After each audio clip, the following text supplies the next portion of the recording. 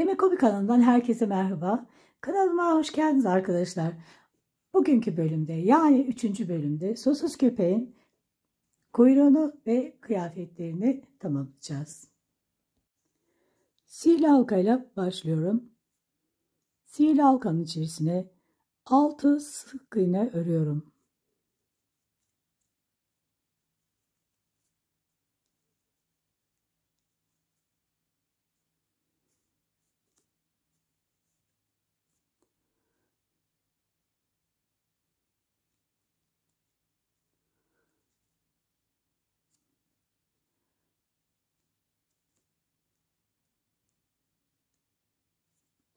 Şimdi bir tane arttırıyorum. Bir sık iğne, bir arttırma, bir sık iğne, bir tane arttırma, bir tane sık iğne ile ikinci sırayı bitiriyorum. Toplamda 3 kez arttırmış oluyorum. Şimdi bundan sonra toplamda 9 sık iğnemiz oldu. 9 sık iğne, 15 sıra örüyoruz. 15 sıra örüyoruz. Sonra da dikiyoruz. Aynen kulaklarını nasıl dikmişsek o şekilde burada ayarlıyoruz arkadaşlar. Bakın hemen bu şekilde, bakın şurada boşluk kalacak. Bunu tam ortalıyoruz ve dikiyoruz. 8 tane zincir çekiyorum. 1 2 3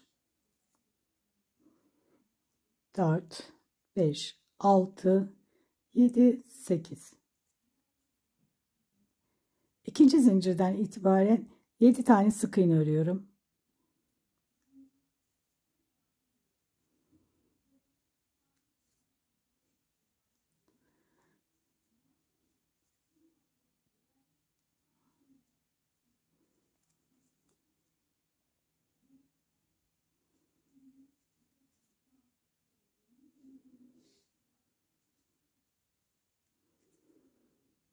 Şimdi bir zincirle dönüyorum ve şu alttaki ipi alttan yürüteceğim ve arka lobdan alıyorum. Bakın arka lobdan alarak sıra sonuna kadar 7 tane sık iğne örüyorum.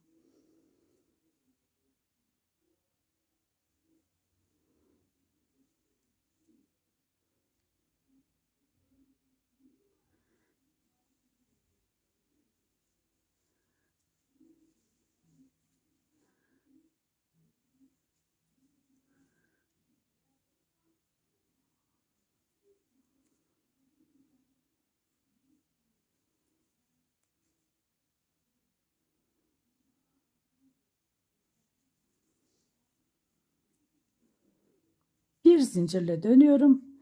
Artık bu aradan yürüttüğüm ipi kesebilirim.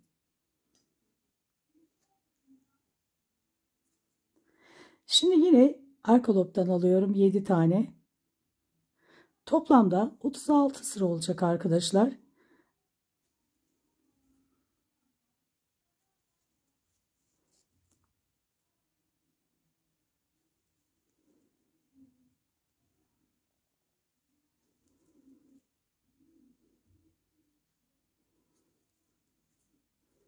Her seferinde bir zincirle dönüyoruz ve sayarken bakın 36 sıra olacak. Sayarken şu şekilde sayıyoruz. 1, bakın bu 1. Bir de aradakini sayıyoruz. 2, bakın 2 ve 3. 3 sıra ördüm. Toplamda 36 sıra olacak. Örelim 36 sıra, sonra görüşelim. 36 sıra ördükten sonra bir zincir ve arka lobdan yine batıyorum. Bakın. Ve tam karşısına denk gelen yere 7 burası, 7 karşılığı. Tam karşısına bakın denk gelen yere batıyorum. Karşılığına batıyorum. Yine arka lobdan yapıyorum. Bu birinci.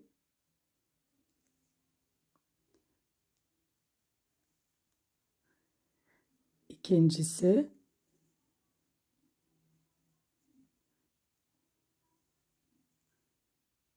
3,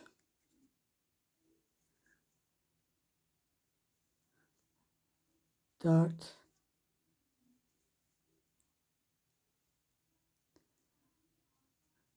5,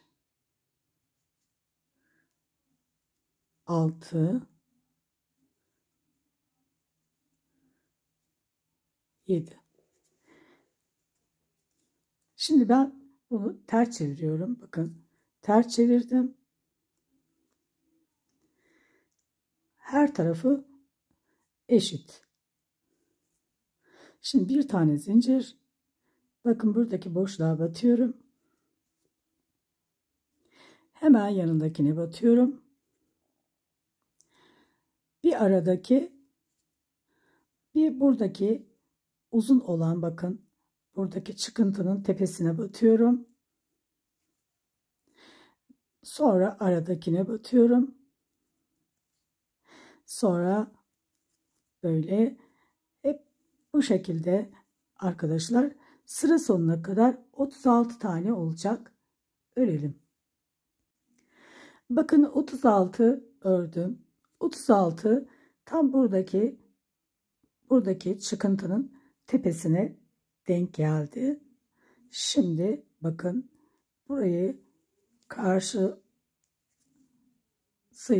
karşısıyla ilmek kaydırarak birleştirdim. Bakın bir zincirle üst sıraya çıktım. Bir zincirle üst sıraya çıkarak hep öreceğiz. Bu şekilde öreceğiz. Şimdi bir tane ördüm. Bakın bir tane ördüm. 5 sık iğne bir artırma yapacağım. Bir tane örmüştüm. 2, 3, 4, 5. Bir tane arttırıyorum. Sıra sonuna kadar arkadaşlar 5 sık iğne ve artırma 6 kez yapacağız.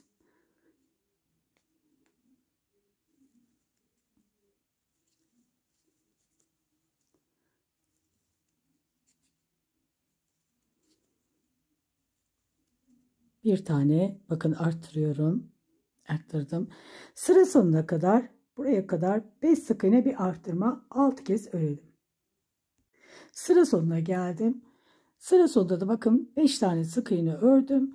En son arttırmamı yapıyorum. Bakın bu arttırmayı yaparken bakın aynı yere ikincisine batıyorum.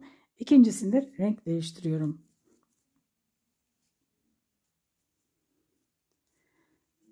Bunu çoğu arkadaşımız biliyor. Bilmeyenler için daha yavaş bir şekilde gösteriyorum. Şimdi bakın karşısıyla ilmek kaydırıyorum. Bir zincirle üst sıraya çıktım.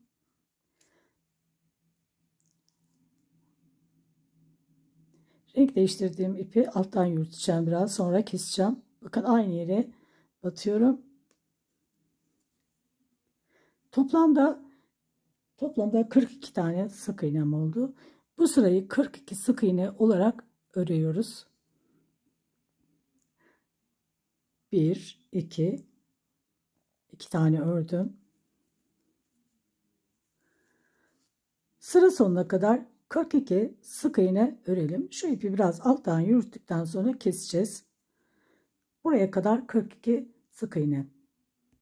Şimdi sıra sonuna geldim. Buraya batıyorum. Bakın son sıraya batıyorum. Son sırama batıyorum. Burada da renk değiştiriyorum. Artık renk değiştirmiyorum. Şimdi bakın karşıya yine aynı şekilde ilmek kaydırarak birleştirdim. Bir üst sıraya zincir çekerek çıktım. Buradaki alttaki rengi biraz alttan yürütüyorum. Sonra kesiyorum. Şimdi 42 sık iğne örmüştüm.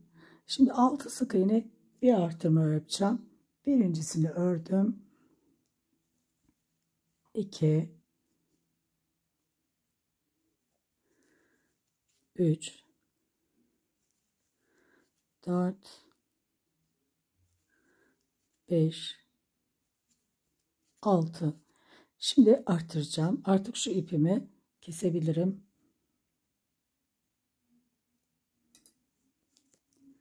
6 sık iğne bir artırma. Sıra sonuna kadar bu şekilde yapıyoruz.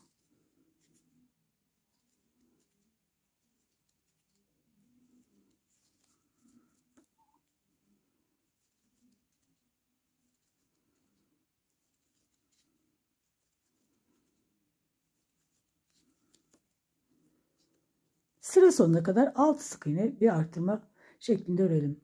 6 sık iğne bir artırma, 6 kez sıra sonuna kadar ördüm. Karşıyla ilmeği kaydırarak birleştirdim ve bir zincirle üst sıraya çıktım. Bir tane sık iğne ördüm.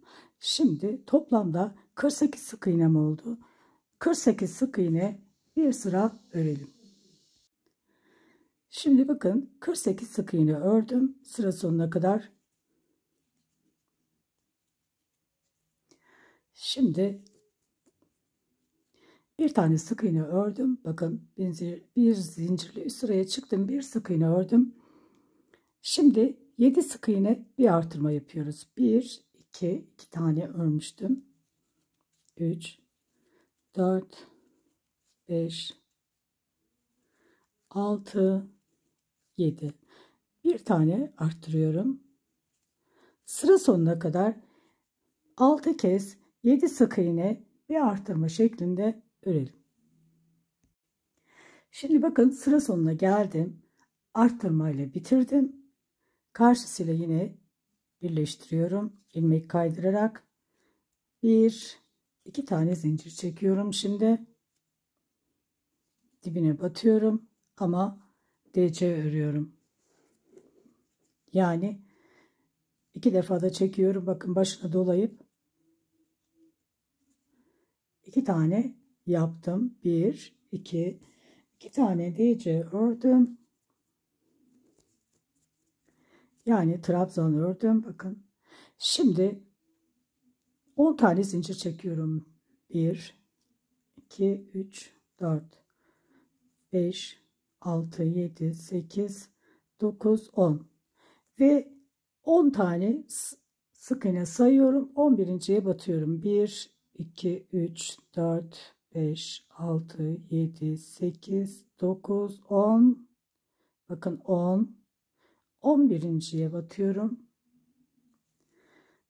Sık iğne örüyorum.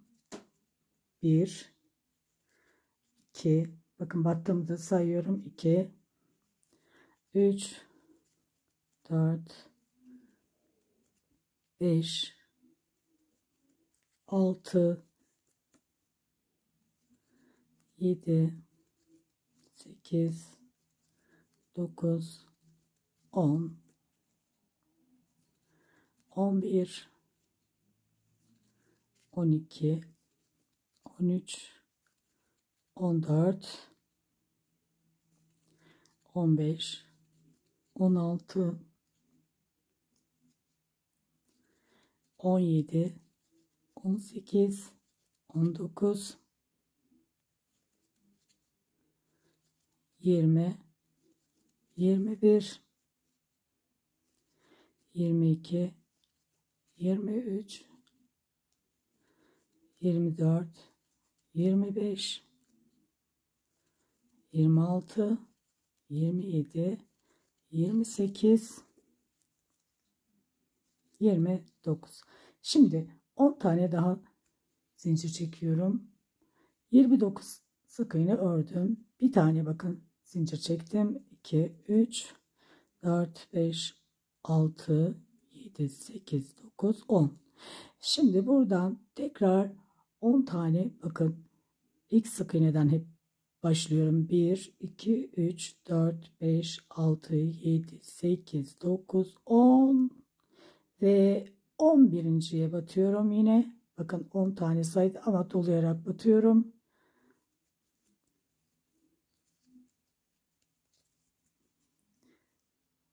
Dolayarak battım. 1, 2, 3 tane DC yapıyorum. ve karşısıyla birleştiriyorum. İlmek kaydırarak birleştirdim. Bir zincir, iki tane zincir, yine dibine batıyorum. Yine tığın başına dolayarak DC ördüm. Yani bakın trabzan ördüm. Şimdi buradaki bakın zincirin yönünü kendime doğru çeviriyorum. Bakın şu şekilde.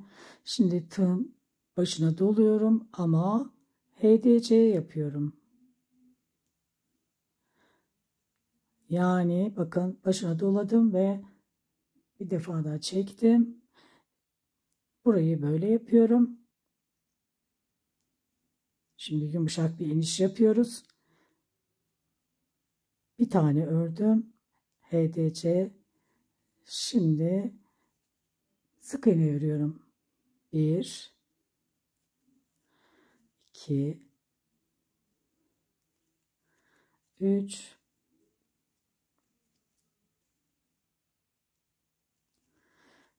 4 5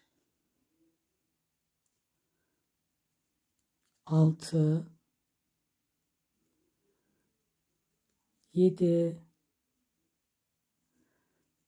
8 ve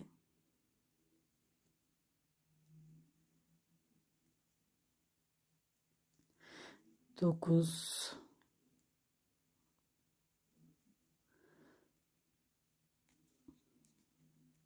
9. Bakın zincirin üzerine 9 tane sık iğne ördüm ama bir tanesini yarım trabzan ördüm. Yani HDC örmüştüm. 10 oldu. 10 zincirin üzerine tamamladım. Şimdi bakın buradaki sık iğnenin tepesine batıyorum.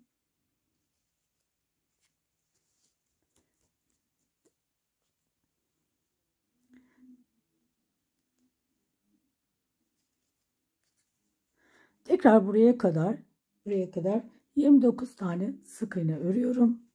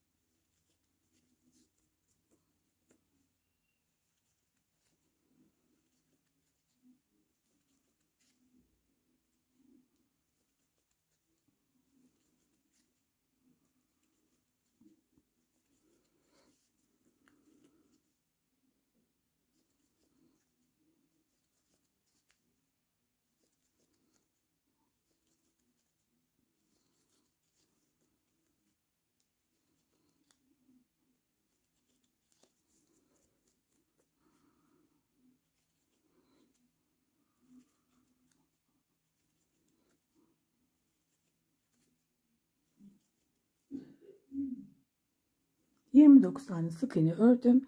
Yine buradaki bakın zincirin yönünü kendime doğru çeviriyorum.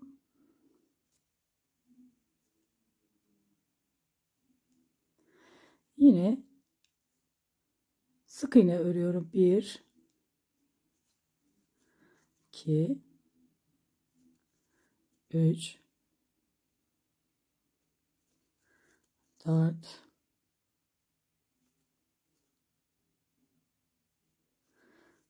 5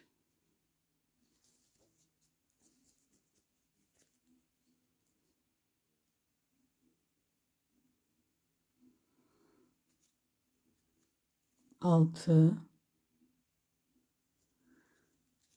7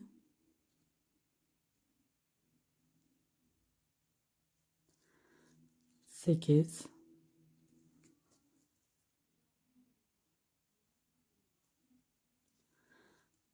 9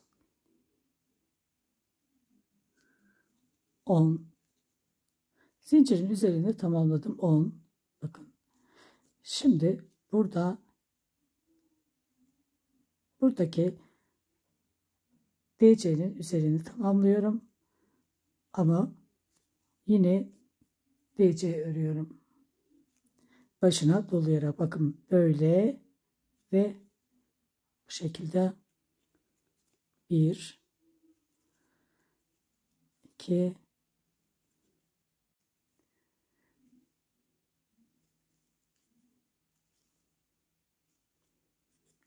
bir tane zincir, dibinden itibaren artık sık iğne örüyorum. Toplamda 54 tane sık iğnem oldu. Şimdi bir tane sık iğne ördüm. 1 2 3 4 5 6 7 8 9 10 11 12. Şimdi bir tane eksiltiyorum. 12 tane sık iğne ördükten sonra şimdi 25 tane sık iğne örelim.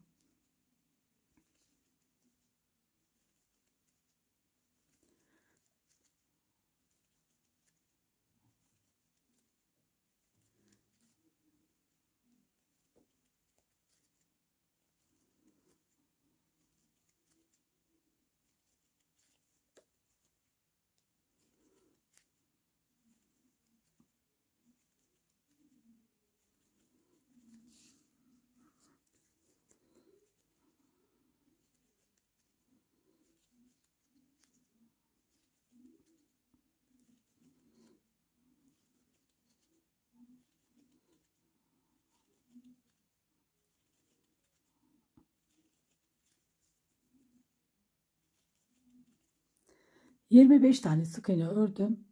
Şimdi bir tane daha eksiltiyorum. Şimdi 13 tane sık iğne örüyorum.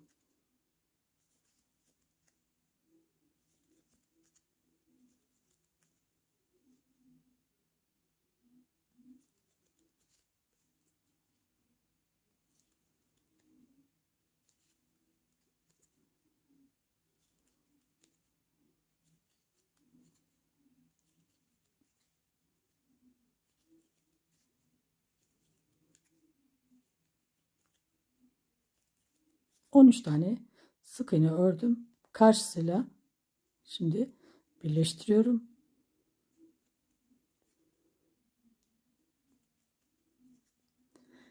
Bir tane sık iğne ördüm. 12 tane sık iğne örüyorum. Bir tane ördüm.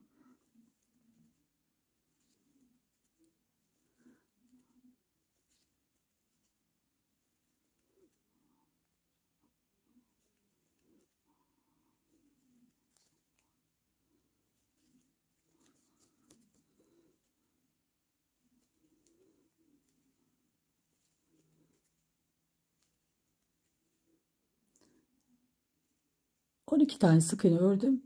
Bir tane eksiltiyorum.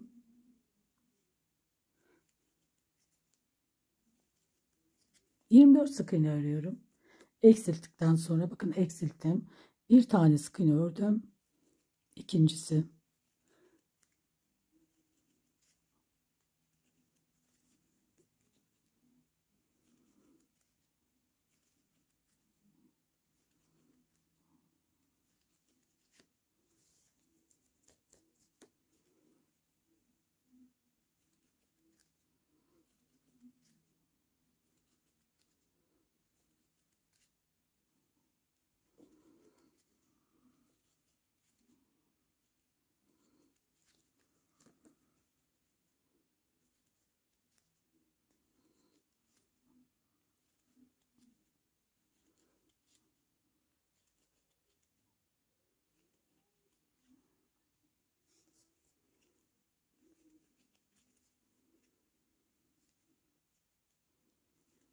...24. Şimdi bir tane eksiltiyorum. 12 tane sık iğne örüyorum. Eksilttikten sonra bir tane ördüm.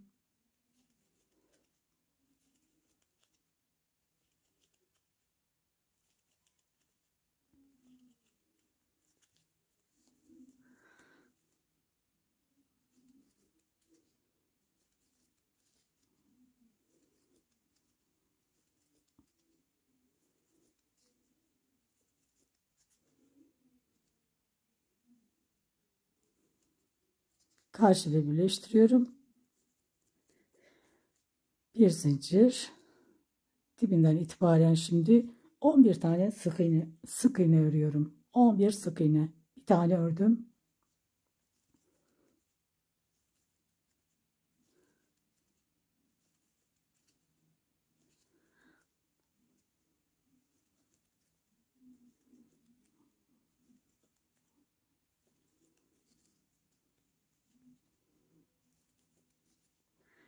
Şimdi bir tane eksiltiyorum. 23 tane sık iğne örüyorum.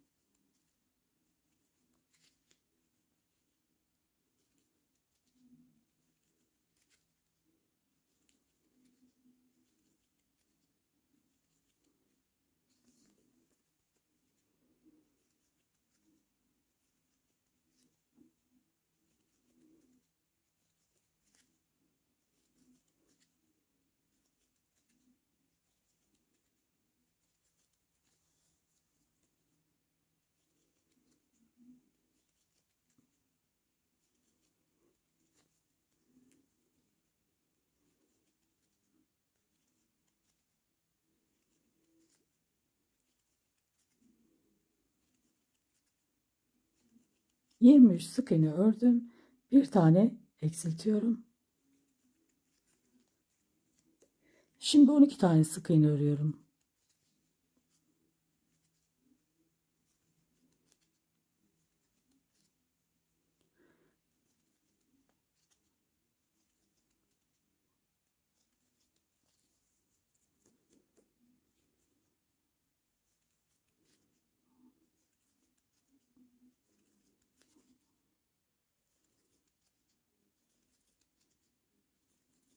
12 tane sık iğne ördüm. Karşısıyla yine ilmek kaydırarak birleştirdim. Bir zincirle üst sıraya çıktım.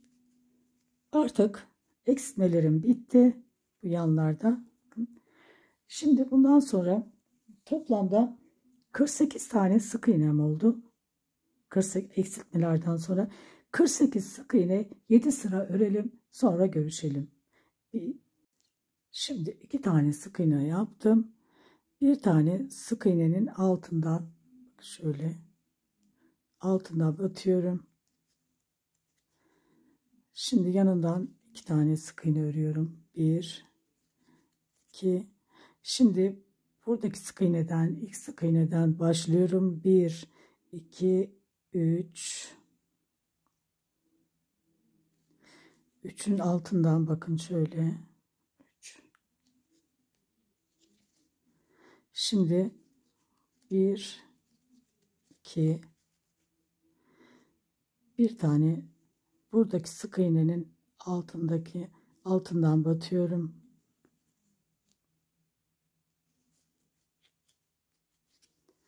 Şimdi yanından itibaren 2 tane sık iğne.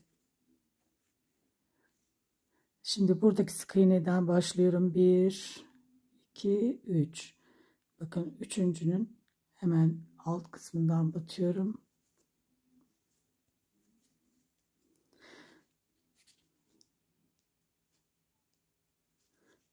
2 tane sık iğne. Bir uzun bir kısa şeklinde yapıyoruz. Şimdi kısa yapacağım. Şuradaki sık iğne ve onun altından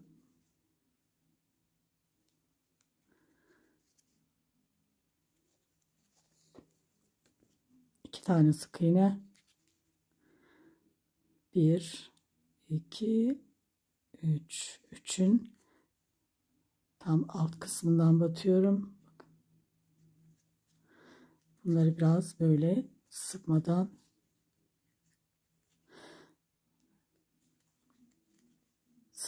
çok da gevşek bırakmadan ayarlayarak örüyoruz.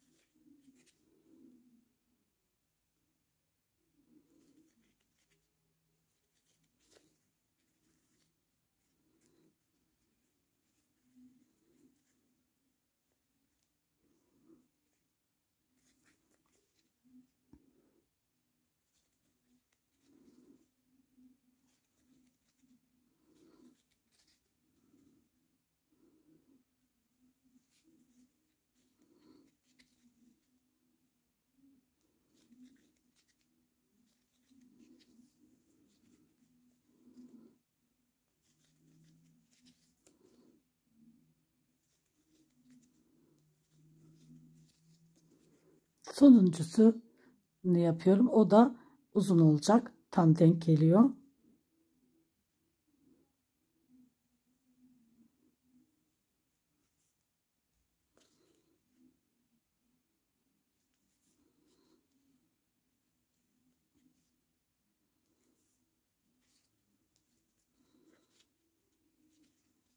Şimdi karşıyla birleştiriyorum. Bir zincir. Şimdi ipimizi koparalım. Şimdi çiçeklerini yapalım. İşleyeceğiz. Çiçekleri işleyelim. Şimdi çiçeklerimizi işliyoruz. Düğüm attım ipe. Bakın.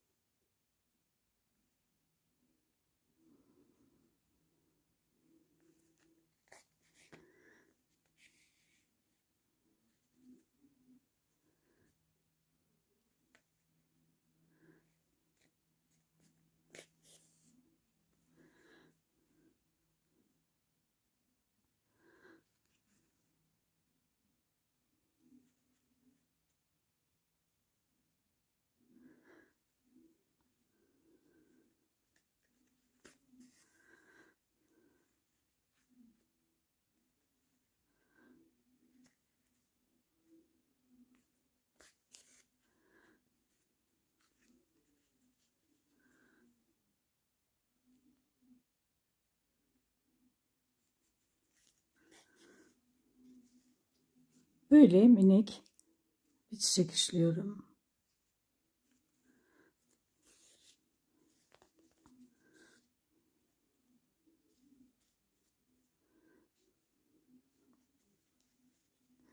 Şimdi arka kısmından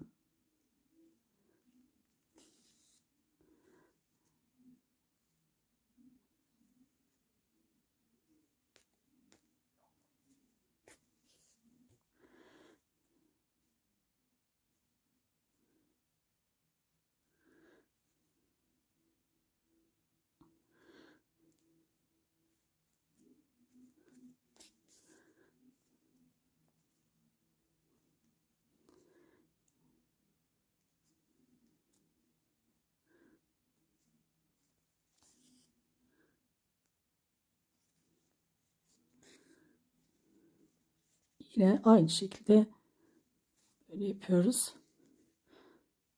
İpimiz yine Alize Cotton Gold'la da olur arkadaşlar. Nako Luxe'le de olur. Nako Cotton Luxe.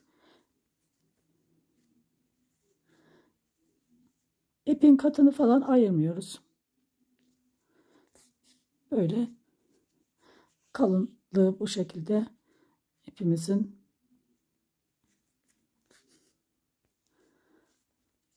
çiçekler dolgun görünüyor.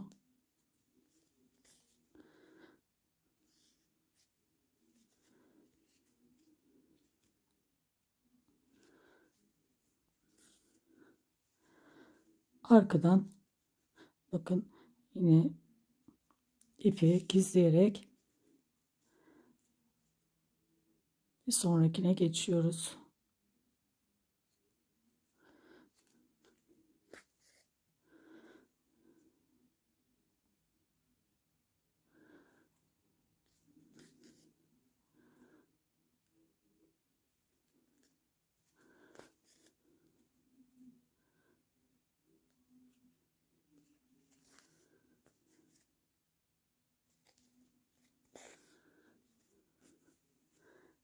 Bu şekilde işleyelim.